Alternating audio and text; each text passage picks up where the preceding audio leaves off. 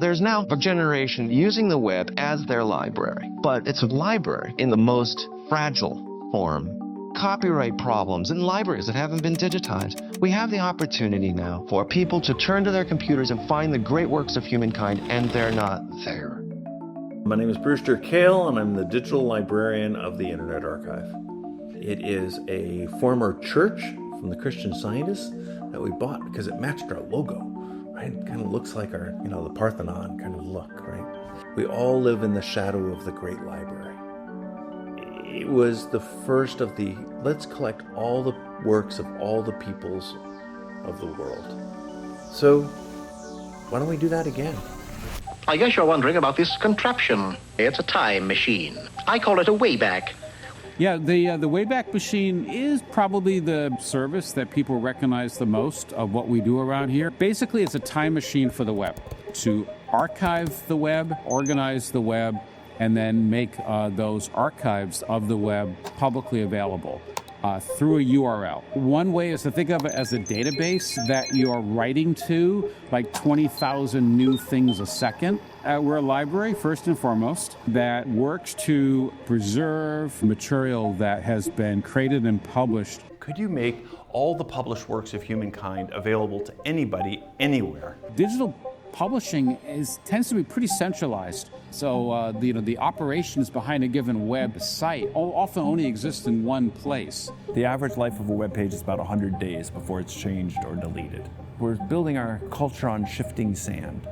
I remember on the tour, something that really stuck out to me is when the founders said that something that they do is before a new president takes office, they save in the Wayback Machine all of the old government websites before they get changed around. If you went to the COVID-19.gov URL 3 weeks ago, you'd be taken to a website with a lot of web pages associated with COVID. If you go to that URL today, it's redirected to a web page at White House about a lab leak theory. The actions have removed from our access and availability to us, pertinent health-related information that is of, practical use and benefit to people on a daily basis. This within the last few days, the Trump administration took down all of their transcripts of all of the presidential speeches. We've identified more than 100,000 web pages that have been removed from U.S. government websites. You are able to see an image that a presidential administration or a company doesn't want you to see. A couple Congresses ago, there was a subcommittee of the Congress that did investigations into the events surrounding January 6th. And when the new Congress came into place, they exercised their right to dissolve the subcommittees of the prior Congress. And when they did that, they shut down the website. And one of the things that they had made available in those last few days before the site was taken offline was an interactive timeline of the events around January 6th. And to the best of my knowledge, the archive that we have for that is the only archive that exists. So the Internet Archive was attacked, the archive.org website, 2 weeks before the presidential election. Started with a denial of service attack, then people drained a database of email addresses of our users, and also to face the site. It was a problem, and it was just before the election, and so we went offline for 5 days. Was it correlated with the election and why 3 different types of attacks happened on us? I bet so. If you look at the history of libraries, it's pretty consistent that libraries have been a threat and have been therefore attacked. Libraries are having book bans. Over 15,000 books have been banned across the United States in the last 4 years. Judges now are regularly ruling against libraries. Fired the Librarian of Congress. Why did he choose to do that? We felt she did not fit the needs of the American people. We have now large-scale publishers going and making sure that libraries can't buy electronic materials, so they can't preserve it.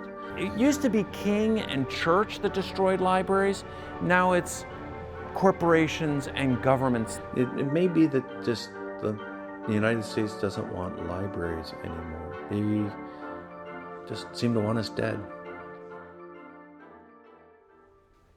Wedding bells. Should we listen to that one? It says the foxtrot.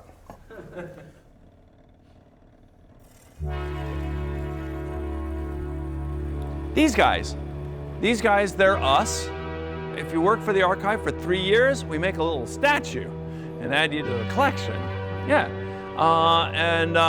It's a way of celebrating those that are spending their life on a civic venture.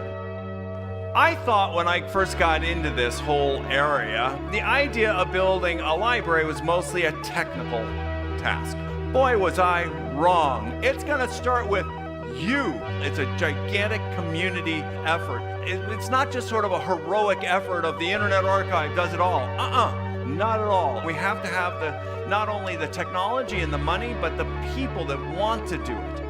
It's our opportunity. It's our man on the moon.